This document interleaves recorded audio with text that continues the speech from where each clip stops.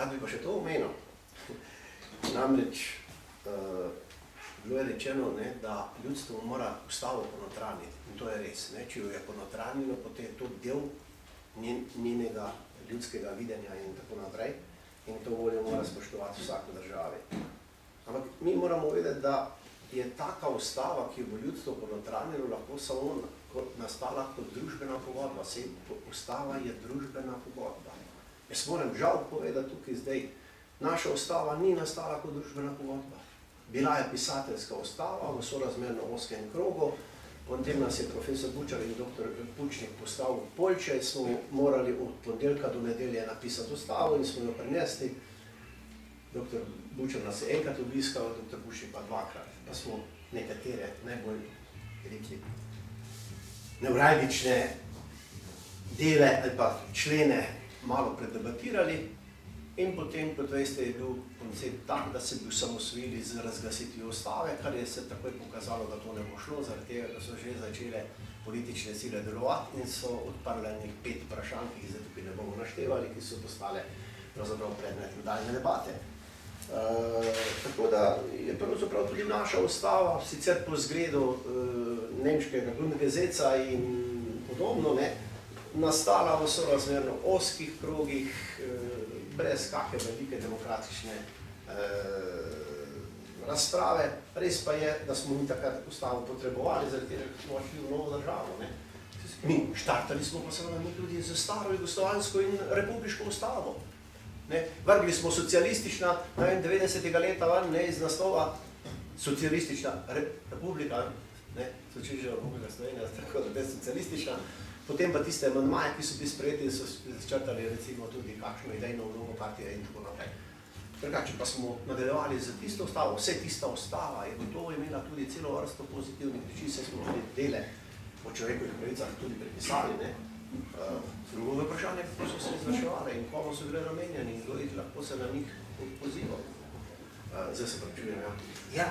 Hotel sem vas vprašati glede problema sodnega aktivizma. Namreč tega, da, kako ste sami omenili, jaz sem samo krivdorek bral, ne še sodbe, dejansko gre za, mislim, pravni fenomen, če mene vprašate, da gospa resnično ima bujno fantazijo in vkolikor imajo sodniki bujno fantazijo in se ne omejujejo na dejstva, in jasno, da bi v kazenskih zadevah morala biti popolnoma jasna krivda, se mi zastavlja vprašanje, ali potem navadnemu državljanu velja slediti maksimi rimskega prava res judicata pro veritate habetur, se pravi, da dajmo to, kar zdaj, če neka gospa fantazira,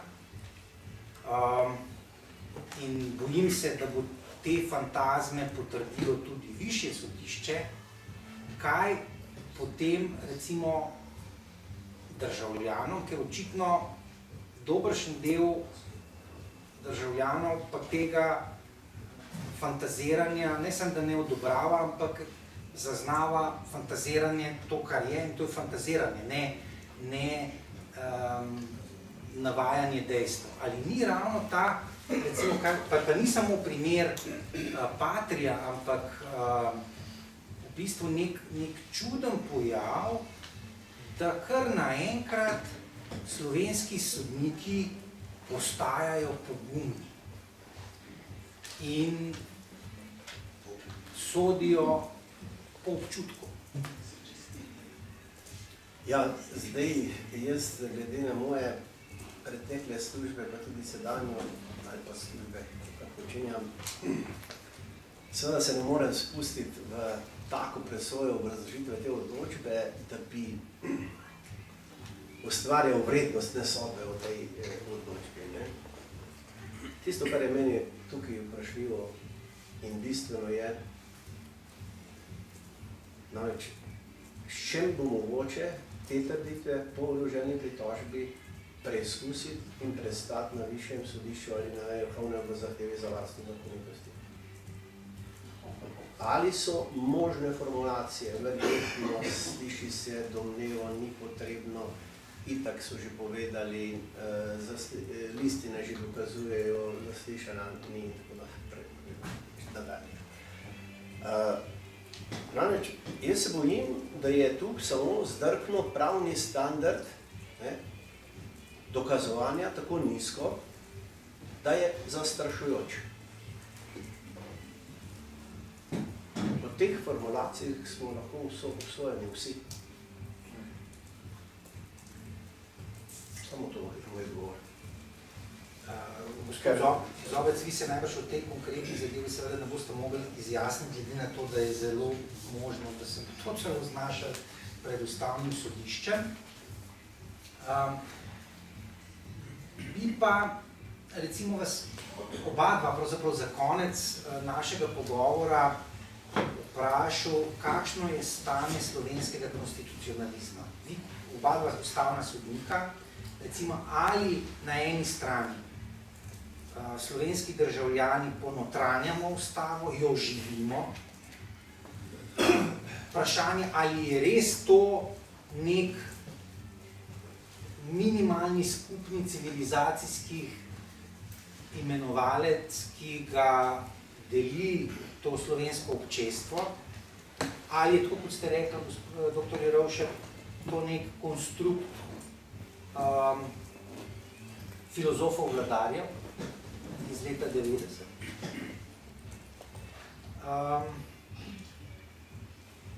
In ali je ta dokument potreben, po vašem mnenju, revizijo? Ali slovenska ustava, glede na izražene, recimo, potrebe po neki rekonstituiranju države v smislu druge republike, potrebuje radikalno novelacijo? Hvala. Mislim, bom kar takoj povedal, mislim, da ne. Mislim, da potrebuje radikalno novelizacijo slovenska družba, mi. Eno je ustava, drugo je pa konstitucionalizem, ustavnost, življenje te ustave. Sodnik Scalia, Antonin Scalia, ameriškega vrhovnega sodišča, pred kakšnim letom rekel takole, je rekel, vsaka diktatura ima boljši Bill of Rights, kot ga imamo mi.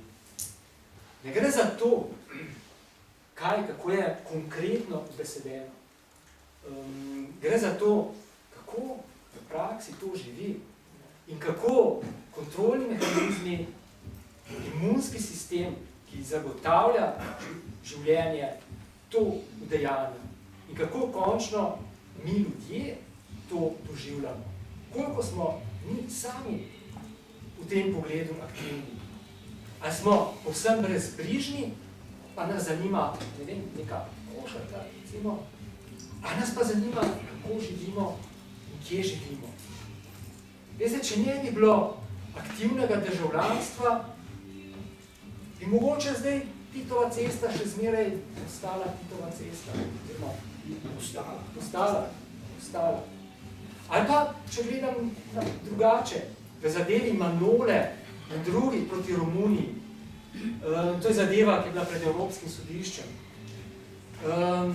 samo zaradi pogumnih novinarjev, ki so se uprli cenzuri urednikov na romunski državni televiziji, ker so pač kritično pisali o obdobju Sovjetske zveze, kritično so pisali o obdobju komunizma, so bili preneščeni, so bili službo, niso jim objavljali teh prispevkov.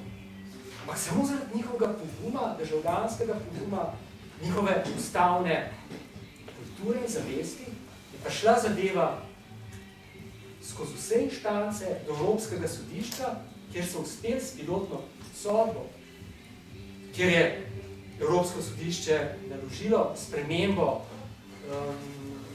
zakonodaje o njihovi MTV, moldavski televiziji. Hočem reči, da je predvsem od nas odvisno. Tako kot za sodstvo. Sodstvo pač ni zakon v sodiščih, ni zakoni, to lahko mi vse zelo enostavno in tudi to delamo, transplantiramo iz utečenih demokracij. Ampak s temi pravnimi transplanti je tako kot s vinom.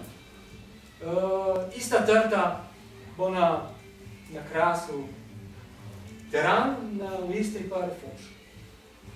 In gre za to, kako se pravo skozi nas, skozi ljudi v dejanja. In pri sodstvu tudi tako. Ali zamenjati v bazenu, kjer se nabirajo alge, kjer so bakterije, naenkrat v svobodo, ali pa počasi dotakati novo, pa nekje slabo spuščati. In se bo ta nova voda pač inficirala in bo stanje nespremenjeno. Ampak seveda, teh stvari se ne da skozi noč popraviti. Ampak to, kar lahko pa vsaj na dolgi rok naredimo, pa je, da vsak od nas spremeni svojo ustavno kulturo. Ali mislim, da je splošno? Zelo blizu ste pravzaprav oba dva sogovornika temu, dr. Jerovšek in gospod Zobec, da izpostavljata pomen povezave med moralo oziroma družbenimi normami, kot jih živimo, in pravom in ustavo na koncu dneva.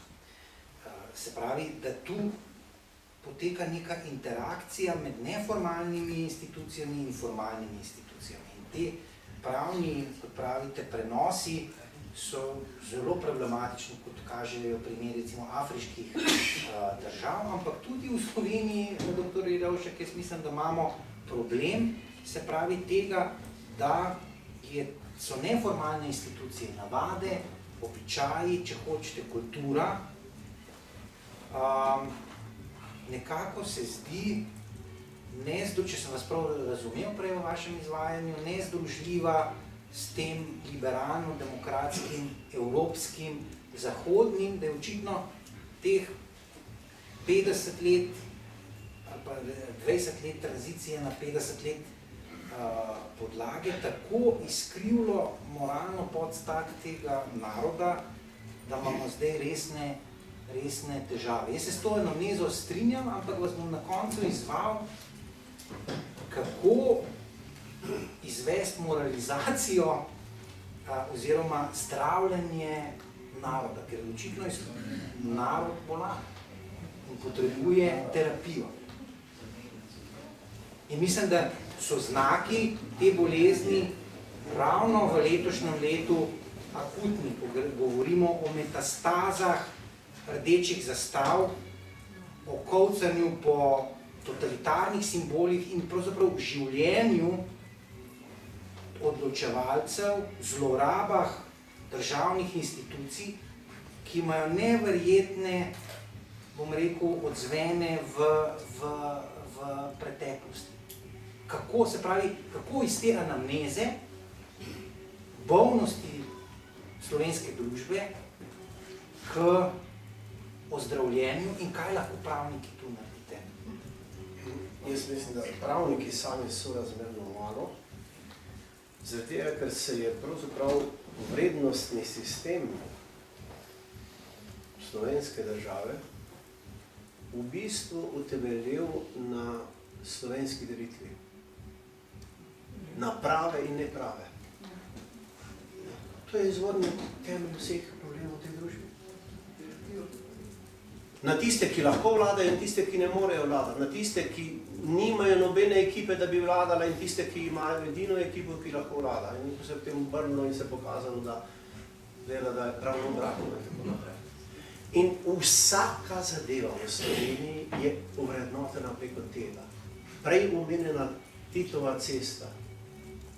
A ni bila točno po kriteriju, kam kdo spada, kaj si je Ustavno sodišče dovolilo. Celo vrsto kolegov imam levega liberalnega prepričanja, ki so zelo verjeli recimo sodnikom Ustavnega sodišča in tako naprej, ko je prišla ta sodba, se zdaj nimamo več Ustavnega sodišča, se to Ustavno sodišče ni ničemer podobno. Univerzitetni profesori recimo, ti to pa povedujejo.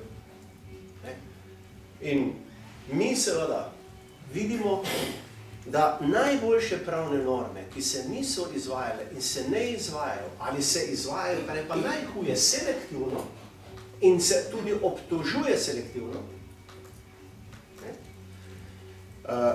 so zgubile med ljudmi, bi rekli, vrednostno komponento, kajti ljudje so postali apatični. Ljudje že skoraj ne verjamejo ničemer. Meni pravi, razgledan sosed, en dan, se to ne more več dolgo trajati. Pa ni mislil samo ta vlada. Ampak ta sistem, ljudje že govorijo o tem režimu. To je zastrašujoče. Res se pojavljajo družbene skupine na cesti, tako naprej, ki verjetno še nimajo pravega programa. Samo mi ne vemo, kam take skupine lahko skrenejo in kaj lahko v družbi dosežejo. In kam nas pripeljejo. Mene je že tega postalo strah. In ob takih sodbah, jaz sem si neki pripomb dovolil, ker je standard bil že naprej postavljen, če je dovoljena tudi čestitka za sodbo. Hvala obema sogovornikoma.